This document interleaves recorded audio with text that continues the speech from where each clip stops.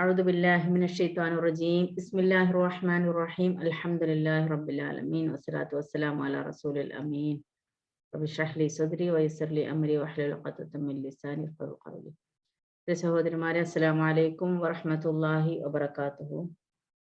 തജ്വീദ് ക്ലാസ് ആണ്. അപ്പോൾ ഇത് എല്ലാവരും ഖുർആന് കയ്യിലെടുക്കണം. അതുപോലെ തന്നെ നോട്ട്ബുക്കും പെന്നും ഉണ്ടെങ്കിൽ നല്ലതാണ്. സ്ലൈഡ് ഗ്രൂപ്പിൽ അയച്ചു തരുമെങ്കിലും നിങ്ങൾക്ക് നിങ്ങളുടേതായ നോട്ട്സ് എഴുതാനുണ്ടെങ്കിൽ എഴുതി വെച്ചിട്ട് മനസ്സിലാക്കുന്നത് നന്നായിരിക്കും ഇൻഷാ അല്ലാഹ്. അപ്പൊ ആദ്യം കുറച്ച് ഇൻട്രൊഡക്ഷൻ പറയാം. ഇതില് ഈ പുസ്തകം, അതായത് മലയാളത്തിൽ തജ്വീദ് പാഠങ്ങൾ എന്നുള്ളൊരു പുസ്തകം ഉണ്ട്. അപ്പൊ അത് റെഫർ ചെയ്താൽ നിങ്ങൾക്ക് ഞാൻ പഠിപ്പിക്കുന്ന കാര്യങ്ങളൊക്കെ അതിൽ നിന്ന് കിട്ടും.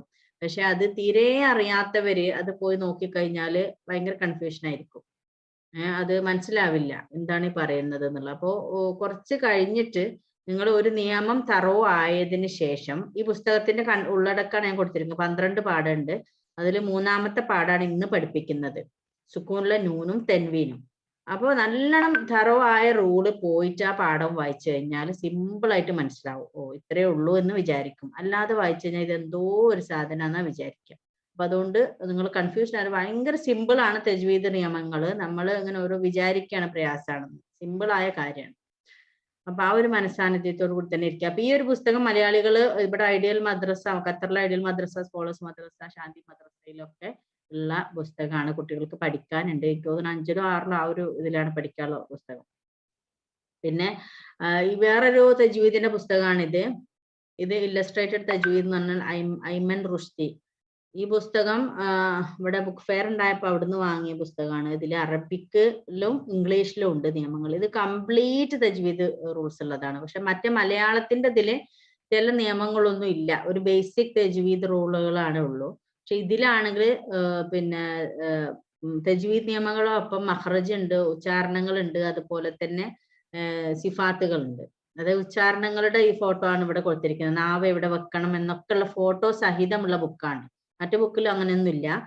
പിന്നെ ഓരോ നിയമങ്ങളുടെ എല്ലാ മൈന്യൂട്ട് നിയമങ്ങളും. അപ്പോൾ ഒരു ടീച്ചേഴ്സിനൊക്കെ റെഫർ ചെയ്യാൻ പറ്റിയ പുസ്തകമാണ് ഇത്. ഖത്തറിന്ന് ഉള്ളതാണ്. നാട്ടിലുള്ളവരുണ്ടെങ്കിൽ ഇനി ഖുർആൻ പാരായണത്തിലെ തെറ്റുകൾ. നമ്മളൊക്കെ സാധാരണ ഖുർആൻ മദ്രസയിൽ പഠിച്ചിട്ട് ഖുർആൻ പാരായണം ചെയ്യുന്നവരായിരിക്കും. പക്ഷെ അതിലൊക്കെ തെറ്റുകൾ ഉണ്ട്. നമ്മളൊക്കെ നല്ലോണം ഈണത്ത് പാരായണം ചെയ്താൽ ഖുർആൻ പാരായണം ശരിയാണെന്ന് നമുക്ക് പറയാൻ കഴിയില്ല. അതിൽ തജ്വീദ് നിയമങ്ങളും അതിന്റെ ഉച്ചാരണവും സിഫാത്തുകളും ഒക്കെ പെർഫെക്റ്റ് ആയ പാരായണം മാത്രമാണ് ശരിക്കുള്ള ഖുർആൻ പാരായണം എന്ന് പറയുന്നത്. അപ്പൊ അതില് കാര്യമായിട്ട് രണ്ട് തരത്തിലുള്ള തെറ്റുകളാണ്. വ്യക്തമായ തെറ്റുകൾ. ഇതിന് പറയുന്നത് ലഹ്നുൽ ജലീ. ഒരു മിനിറ്റ്, അറബിക് വാക്ക് എഴുതിയിട്ടില്ല. വ്യക്തമായ ക്ലിയർ ആയിട്ടുള്ള തെറ്റുകൾ എന്നതിന് പറയാം. ഈ തെറ്റുകള് അർത്ഥം തന്നെ മാറിപ്പോകുന്ന തരത്തിലുള്ള തെറ്റുകളാണ്. ഈ തെറ്റുകൾ വളരെ ഗുരുതരമാണ്. ലഹ്നുൽ ജലി എന്നാ പറയാ. ലഹ്നുൽ ജലി. ഈ തെറ്റുകൾ ഉണ്ടായി കഴിഞ്ഞാൽ അത് എന്താ പറയാ, ശരിക്കും ഒരു നല്ല ഗുരുതരമായ തെറ്റ് തന്നെയാണ് പറയാ. കാരണം അള്ളാഹുവിന്റെ ഒക്കെ അള്ളാഹുവിനെ കുറിച്ചൊക്കെ പറയുമ്പോൾ നമ്മൾ ഇപ്പൊ നമ്മൾ ഒരു എക്സാമ്പിൾ, ഇതിന് കാരണങ്ങൾ ഒന്നാമത്തത് ഹറക്കത്തുകൾ മാറി ഉച്ചരിക്കുക. അനാംത അലൈഹിം എന്നൊക്കെ അനാംതു എന്ന് പറയാം. അനാംതു അലൈഹിം. അനാംതു എന്ന് പറഞ്ഞാൽ എന്താ? ഞാനാണ് അനുഗ്രഹിക്കുന്നത്. അനാംത എന്ന് പറയാം. അതായത് അള്ളാഹുവിനോട് പറയാണ് അനാംത അലൈഹിം, നീ അനുഗ്രഹിച്ചവരുടെ മേലെ എന്നാണ് അനാംത അലൈഹിം എന്ന് പറഞ്ഞാല്. അൻഅംതു എന്ന് പറഞ്ഞാലോ, തൂ എന്ന് പറഞ്ഞാൽ ഞാൻ അനുഗ്രഹിച്ചാന്നായിപ്പോയി. ഹർക്കത്തുകൾ മാറിക്കഴിഞ്ഞാൽ ഗുരുതരമായ, അതായത് നീയും ഞാനും എന്നുള്ള വ്യത്യാസമാണ് തായും തൂ എന്നുള്ളതും. അതുപോലെ അള്ളാഹു സൃഷ്ടിച്ചു എന്നുള്ളത് ഞാൻ സൃഷ്ടിച്ചു എന്ന് വരെ. ഹലഖ്തു എന്ന് പറഞ്ഞാല് ഞാൻ സൃഷ്ടിച്ചു എന്നാണ്. ഹലഖ്ത എന്ന് പറഞ്ഞാൽ നീ സൃഷ്ടിച്ചു എന്നാണ്. വ്യത്യാസം നോക്കിയാൽ അപ്പൊ എത്രമാത്രം ഗുരുതരാണെന്ന്.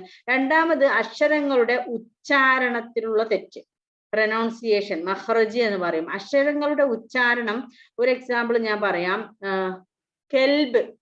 കെൽബും കൽബും തമ്മിലുള്ള വ്യത്യാസം എന്താണ്? കെൽബ് എന്ന് പറഞ്ഞാൽ എന്താ? നായയാണ് അല്ലെ കെൽബ്. കൽബ് പറഞ്ഞാല് ഹൃദയം. രണ്ടും എത്ര അന്തരമുണ്ട്. നമ്മൾക്കൊക്കെ സാധാരണ മലയാളികൾക്ക് ആകെ ഒരു കായേ ഉള്ളൂ. നമ്മളെ കാക്ക എന്നുള്ള കായില്ലേ, ആ കാ തന്നെ എല്ലാത്തിനും ഉപയോഗിക്കാം. കാഫും ഖാഫും രണ്ടും വ്യത്യാസമാണ്. അപ്പൊ അതൊക്കെ ഗുരുതരമായ ലഹ്നുൽ ജലി എന്ന് പറയുന്നത്. ഇനി മറിഞ്ഞിരിക്കുന്ന തെറ്റുകൾ അത് അത്ര ഗൗരവമല്ല, നമുക്ക് അത്ര വ്യക്തമായിട്ട് മനസ്സിലാവുകയില്ല തെറ്റ്, അർത്ഥത്തെ ബാധിക്കാത്തതുമായ തെറ്റുകൾ. അപ്പൊ അതിന് ഉണ്ടാവാനുള്ള കാരണങ്ങൾ തജ്വീദ് നിയമങ്ങൾ പാലിക്കാതിരിക്കുക, അതായത് നീട്ടന്റെ അടുത്ത് നീട്ടാതിരിക്കുക, വലദ്ദാല്ലീൻ എന്നുള്ളിടത്തിൽ മദ്ദുൽ ആദ്യമുണ്ട് 6 വരെ നീട്ടണം, അത് നീട്ടിയിട്ടുണ്ടാവില്ല, അങ്ങനെയുള്ള നിയമങ്ങള്.